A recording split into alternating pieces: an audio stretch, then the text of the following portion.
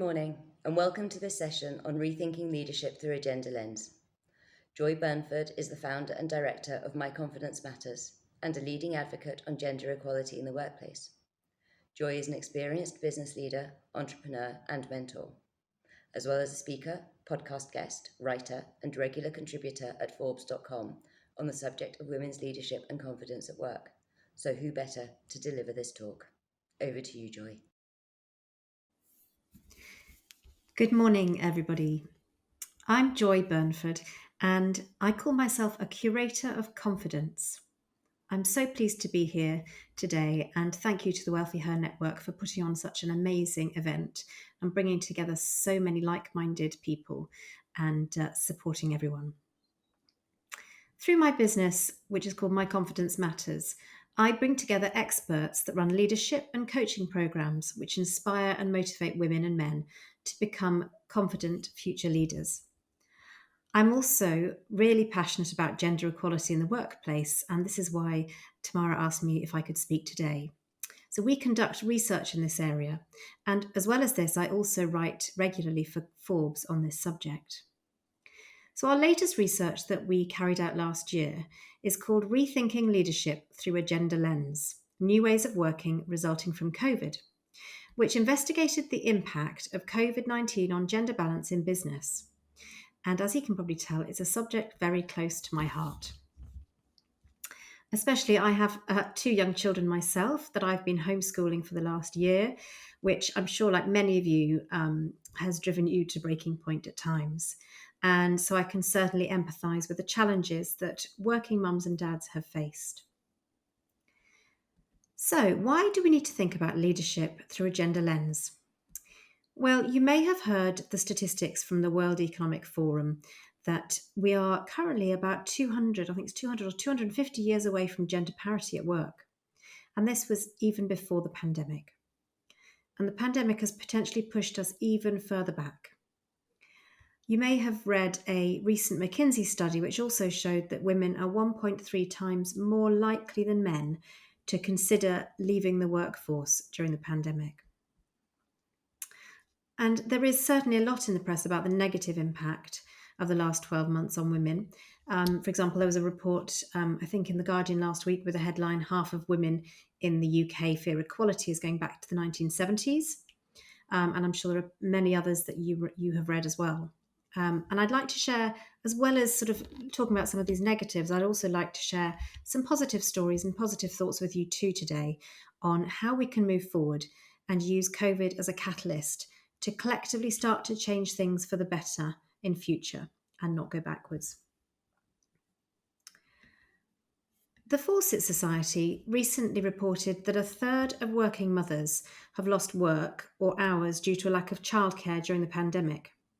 And this rose to 44% when it came to mothers from a Black, Asian or minority ethnic background.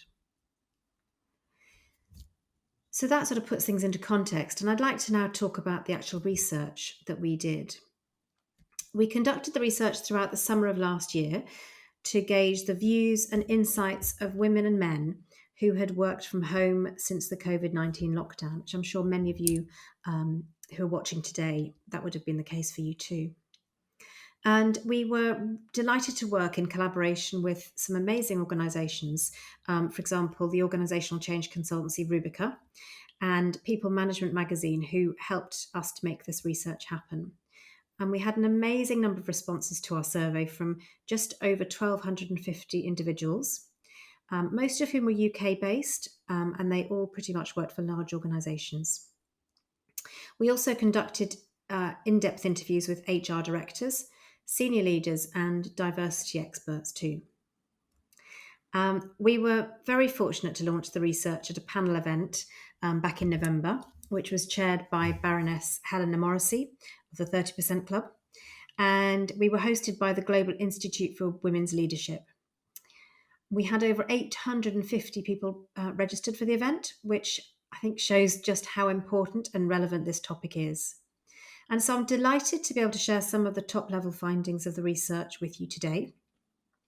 You can also download the full 50-page report, which is free of charge, along with previous research we've conducted, and you can find that on our website, which is myconfidencematters.com. So a year ago, 12 months ago, pretty much to the day actually, our working lives changed overnight, and remote working became the norm for many of us, me included. And we all know that the benefits of flexible working for women in particular are talked about often and have been talked about a lot in the past. And a lot of organisations just felt it wasn't easy enough to do. And some of our previous research looked at career confidence and showed that a lack of flexible working was a really significant barrier to women's career progression. So we wanted to look at this impact of the sudden increase in remote working had on women, and whether flexible working has become the holy grail it promised to be. It'd be interesting to know your experiences too of flexible working and how that's suited you. And after listening to the findings, I really hope you'll be able to feel inspired to take action, to think about how this can be a catalyst to perhaps enable your own organisations to be more gender balanced in the future. So the report outlines nearly 60 practical recommendations, and we've condensed those down to 5 must-do actions because we realise that everybody's on a different place on their gender journey. And as I mentioned, it's available free of charge on our website. It's intended to be a practical guide for any organisation, regardless of where you are on this journey. So, looking at the 3 key findings. So let's look at the 3 findings now. The research has shown that the pandemic has had both positive and negative effects, as I mentioned. And for some, it's been really, really disabling from a work and wellbeing perspective. But we've been really surprised that this has been counterbalanced by a sharp increase in management empathy, which I think is fantastic and wonderful news. And this is something I'd really, really love to see organisations focus on and develop in the future. So these 3 key findings. So during the COVID lockdown, more women than men reported a negative impact on job satisfaction and sense of feeling valued. Employers' scope of responsibility has broadened to include the wider lives of employees. And then the third one is caring, nurturing, and empathy in leaders has dramatically increased. So looking at the first finding, more women than men reported a negative impact on job satisfaction and sense of feeling valued. So our research showed that just over a third of women said job satisfaction had decreased compared to just under a quarter of men.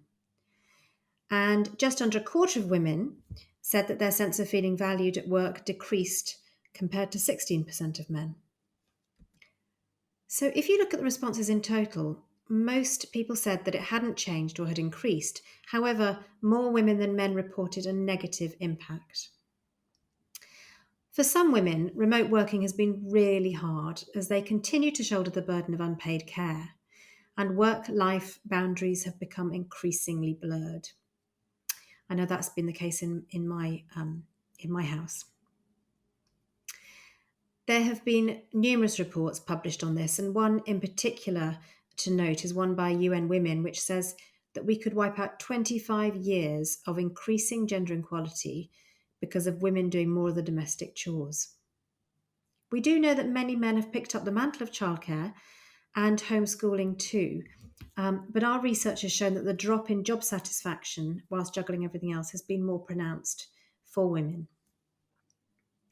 In this section of the report, we also look at how and where employees want to work, the biggest workplace challenges faced by employees, and how the pandemic has impacted professional development. So the second thing that our research points to is employers' scope of responsibility has broadened to include the wider lives of employees.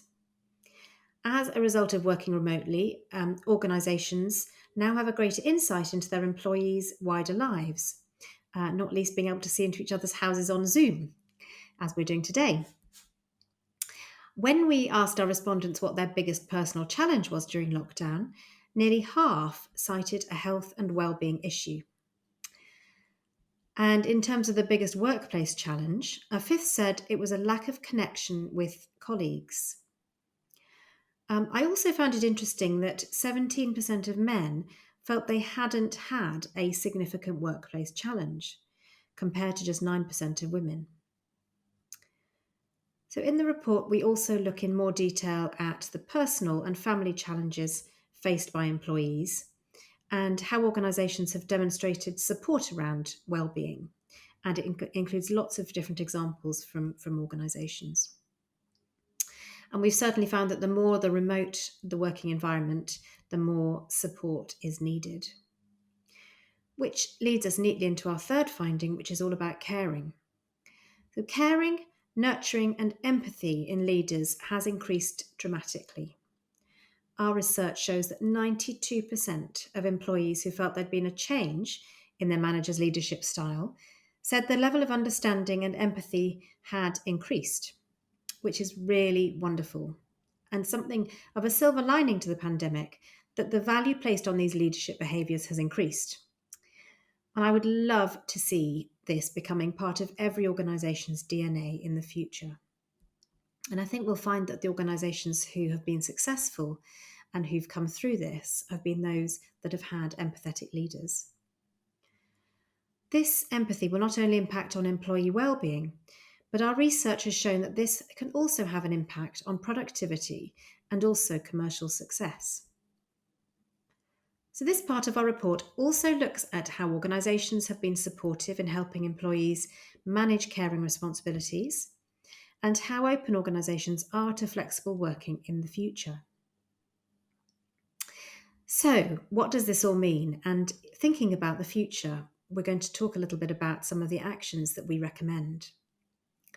Before I do that, I wanted to mention that the chief executive of the Fawcett Society has recently accused the government of ignoring mounting evidence of a crisis in gender equality and called for a drastic change of approach.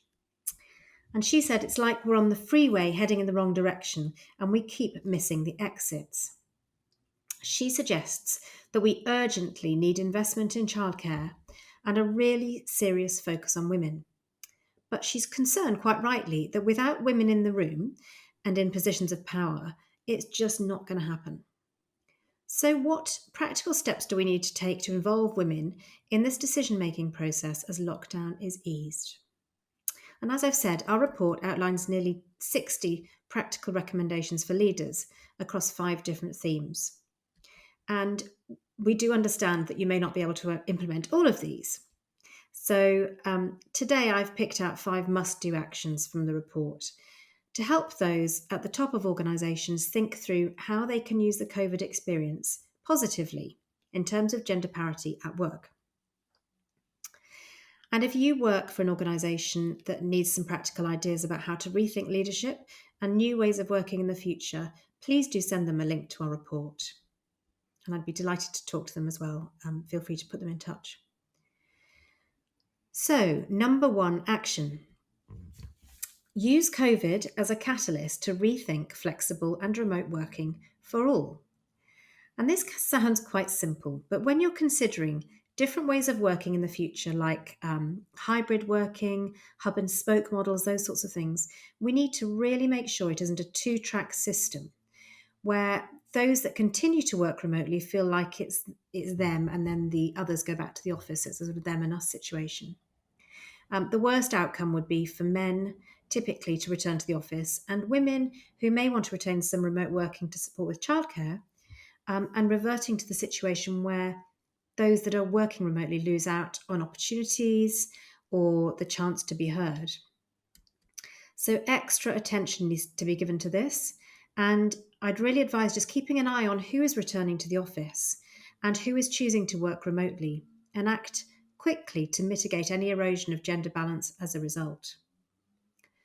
When I spoke to Anita Walters when I was doing one of my interviews, Anita's one of the senior HR business partners at Lloyd's of London, she said that there's a lot of thought still needed to make working remotely effective. For example, how we measure performance. She thinks we need to think more about the output rather than measuring how many hours somebody does. And this is something I've actually started recently calling corpreneurship. And I'm actually writing a book at the moment called Don't Fix Women, and this comes up in my book as well. And I think it's just about imagining everybody in your organization, giving them the chance to feel like they have the freedom to run their work like entrepreneurs. All the entrepreneurs I know, and I'm sure there are many of you in the audience today, that so all of them that I know don't think about how many hours they've worked and sort of how many hours they're doing and when they're fitting it in around their home life. I certainly know that I've worked in corporates and I've also run my own business. And it's a very different feeling that you're in control of your own time and not feeling pressured to be in front of a screen 9 till 5 or 9 till 6. So that was number one. Number two is all about ensuring employees feel valued by recognizing individual needs. This is all about personalization, and one size definitely doesn't fit all. So when you're deciding on policies, whether this is about how workplaces are going to look in the future, or perhaps how flexible working is going to work, make sure you're able to filter employee opinion surveys, for example, by gender, age, or other demographics. Talk to your people and really understand their needs. Simply by saying we're all going to work from home, or simply saying all women are going to want this flexible working, this just does not cut it. A young woman living with a group of friends, for example, without a proper office, may quite rightly want to return to the office as soon as possible. And you may wrongly assume that a mum with 3 kids and a home to run may want to stay at home. But I can tell you, she's more likely probably to want to escape to the office for a few days a week for some normality. I know I'd be in that situation. In one of my interviews, I spoke to Sian Prigg in the learning department at Opal Vauxhall Finance. And she said they put in place working groups when they started redesigning office space so that they could ensure they were giving it diversity of thought. So this is another idea, getting groups together to discuss and not just making decisions without connecting with your people. So moving on to number 3, this is about exploring new ways of staying connected. One way to do this could be by rethinking meeting etiquette and design. I'm sure a lot of you have done this over the last 12 months. This is about giving conscious consideration to the standard length of meetings, amending guidelines, and reviewing effectiveness of any changes. So if you're responsible for setting up meetings, consider the purpose, the outcome, and the process, POP, and allow employees to say no if the meeting is not the best use of their time, so they don't feel that they're having to sit in front of their computers doing Zoom calls all day and feeling like, why am I in this meeting? Danny Portsmouth, who is VP HR at PepsiCo, told me that they changed their meeting discipline when they started meeting virtually. So their 1-hour meetings that used to be a standard 1-hour meeting became 45 minutes, and their 30-minute meetings became 25. And it sounds really simple, but it really allowed people to have a break in between. And when I spoke to her, it was going really well, but they were going to review it after a few months. And I think this is also key. If you make changes, to make sure you do review it after a few months and check in that it is definitely working. Another person I spoke to about this was Jackie Brassey at McKinsey. And she said that their managing partner had held weekly Ask Me Anything virtual fireside sessions, which were a really amazing way to make connections at all levels across the organisation. So, number 4, this is all about creating a culture of well-being. Working from home has given rise to a much greater need for people to think about well-being and giving clear boundaries between work and home life. And even if your company has a policy about well-being, it's really important to ensure all your people managers have a mandate to role model these actions to support well-being, so the culture is led from the top, e.g. taking breaks, switching off, and asking for help. If those at the top don't do this, you'll find that those lower down the organisation will just think it's not the right thing to do. So it's one thing having a policy and another actually making sure this happens. What the other sort of extreme, I spoke to one company who said they even switched off everyone's computers centrally every few days, which I'm not personally sure I'm a fan of this, but it does get you thinking about how you help your people to switch off and really create that boundary. Otherwise, you run the risk of your people suffering from burnout. So, the fifth and final action that I'm going to share with you today is about embedding empathetic and heartfelt leadership. So, here it's really important to identify the traits that you want your leaders to display. As we've seen, empathy is becoming much, much more a part of a leader's DNA. And this, along with kindness, are traits that I feel passionately should be encouraged across all employees. This can be achieved through coaching and professional development, and also through updating and changing how people are rewarded in their performance. One person I spoke to said they had been so impressed by the heartfelt leadership that she'd observed in her company, and in particular their courage to show more vulnerability. So I hope these actions have been helpful. These are just 5 of them that I've extracted from the 60 in the report. So I hope this has at least inspired you to download the research from our website. And once you've read it, please do share it with your colleagues at work. Change can happen, but we are so much stronger together. And please, please help us to ensure we don't slide back into old habits in the future. Today, more than ever, those at the top of organisations need to sharpen their focus on diversity and inclusion as they look to recover from the pandemic. And I personally want to do my part in helping organisations to achieve this. So if you've enjoyed what you've heard today, I would love to keep in touch. And so please do connect with me on LinkedIn. I'm also, as well as writing a book this year, I'm also launching a podcast in June called The Confidence Conversation. And if you'd like to hear more about this, hear about when it's launched, and receive other free monthly insights, go to our website, which is myconfidencematters.com, and go to the Be Inspired page, and you can sign up there. Thank you so much for listening, and I do hope this morning's session has been useful.